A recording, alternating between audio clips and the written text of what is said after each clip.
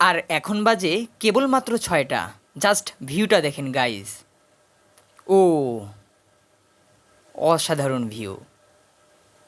Hello everyone, it's me EP Sohag. Welcome to my another vlog. তো right now এখন আমি আছি চাঁপাইনবাবগঞ্জের বারোঘড়িয়াতে। আর আজকে আমি আপনাদের মহানন্দা নদীর রাতের ভিউ দেখাবো। তো চলুন শুরু করা যাক। তো দেখতে দেখতে কিন্তু আমরা রওনা হয়ে গেলাম। আর আজকের ওয়েদারটা কিন্তু অনেক সুন্দর, তাই না গাইস? তো চলুন আশেপাশের ওয়েদারটা আপনাদের একটু দেখাই নেই। দেখুন এপাশে কিছু ছেলে পেলে স্কুলে যাচ্ছে, দেন এপাশে কত সুন্দর একটা বিল্ডিং, তো এইখান থেকে গাড়ি যাচ্ছে। তো চলুন সামনে এগোনো যাক। আর হ্যাঁ, আজকের ভিডিওটি বানাতে বানাতে মেইন কথাটি বলতে ভুলেই গেছি। আজকে আমরা কিন্তু যাচ্ছি চাঁপাইনবাবগঞ্জ মহানন্দা নদীতে, যেখানে আপনাদের রাতের ভিউ উপভোগ করাবো। তো চলুন আমার সঙ্গেই থাকুন। আর আমি যেখান থেকে রওনা দিয়েছি সেখান থেকে ব্রিজটা খুব একটা দূরে নয়, তাই আমি হেঁটেই রওনা দিয়েছি যাতে আপনাদের সুন্দরভাবে সব কিছু দেখাইতে পারি। তো হাঁটতে হাঁটতে প্রায় চলে এসেছি গাইস। ব্রিজটা খুব একটা দূরে না, আর একটুখানি সামনে গেলেই হয়তো ব্রিজের দেখা মিলবে। তো চলুন হাঁটতে থাকি। আর যে রাস্তা দিয়ে আমরা যাচ্ছি এই রাস্তাটা কিন্তু প্রচুর পরিমাণে ভিড় থাকে। ছোট্ট রাস্তা হলেও প্রচুর পরিমাণে ভিড়। তো এই রাস্তাটা ভিড় হওয়ার মেন কারণ হলো সামনেই কিন্তু বিজিবি চেকপোস্ট, অর্থাৎ বর্ডারের যত রকমের গাড়ি আসুক সব এই রাস্তা বা আশেপাশের রাস্তা দিয়ে প্রচুর পরিমাণে গাড়ি যাতায়াত করে। আর বলতে না বলতেই আমরা কিন্তু চলে এসেছি রাইফেল চত্বর। সরি, প্রথমে আমরা বলেছিলাম যে এটা বিজিবি চত্বর।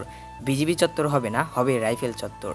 অর্থাৎ দেখেন সামনে আশেপাশে কি পরিমাণ গাড়ি ঘোড়া, অর্থাৎ ওই পাশ দিয়ে কিন্তু বর্ডারের যে গাড়িগুলো আছে সেগুলো কিন্তু এখান দিয়ে যাতায়াত করে। আর হাঁটতে হাঁটতে কিন্তু আমরা সেখানেই চলে এসেছি। এই সামনেই কিন্তু এখন মহানন্দার যে ব্রিজটা আছে সেটি আপনাদেরকে দেখাবো। তো চলুন। তো সো গাইস, কথা বলতে বলতে কিন্তু আমরা চলে আসলাম মহানন্দা ব্রিজে। আর চলুন সামনের দিকে যাওয়া যাক। সামনের দিকে গিয়ে ব্রিজের মাঝখান থেকে আপনাদের ভিউটা উপভোগ করাবো। তো সো গাইস, আমরা কিন্তু চলে এসেছি ব্রিজের মাঝখানে, আর এইখান থেকে জাস্ট ভিউটা দেখুন।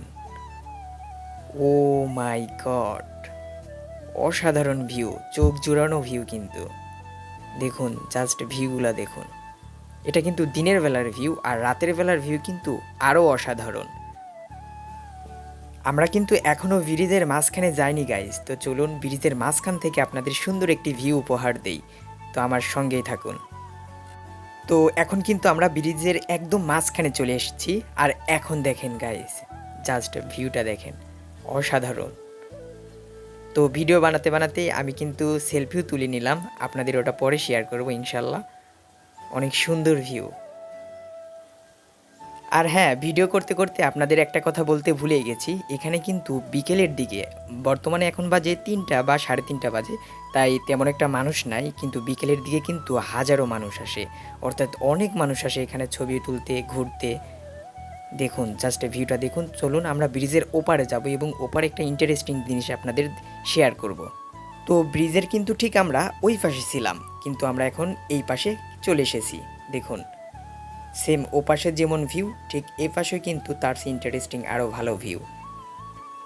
তো যেমনটি ভিডিওর আগে আপনাদের বলেছিলাম যে একটা ইনফরমেশন আপনাদের সাথে শেয়ার করব। তো ওই যে সামনে দেখা যায়, আপনারা দেখতে পাচ্ছেন কিনা জুম করতেছি, হালকা লাঠির মতো দেখা যাচ্ছে। তো ওটা কিন্তু বাংলাদেশের সবচেয়ে বড় রাবার ড্যাম, অর্থাৎ চাঁপাইনবাবগঞ্জের সবচেয়ে বড় রাবার ড্যাম। যদিও এখন পানিতে তলিয়ে গেছে।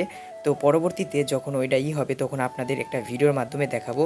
আর জাস্ট ভিউটা দেখুন, ও মাই গড।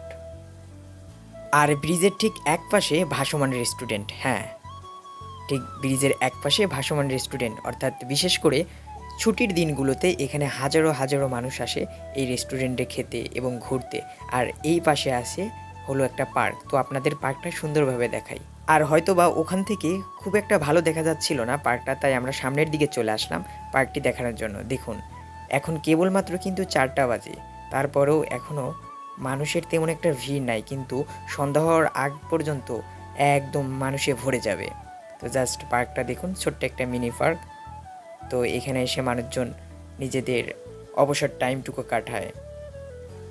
তো সো গাইস, তো একদম আমরা ব্রিজের আবারও মাঝখানে কিন্তু চলে আসলাম। তো ভিডিও শুরুতে আমি আপনাদের বলেছিলাম যে মহানন্দা নদীর রাতের ভিউটি আপনাদের উপভোগ করাবো। তো সেই জন্য কিন্তু আমরা মাঝখানে একদম ব্রিজের মাঝখানে চলে আসলাম।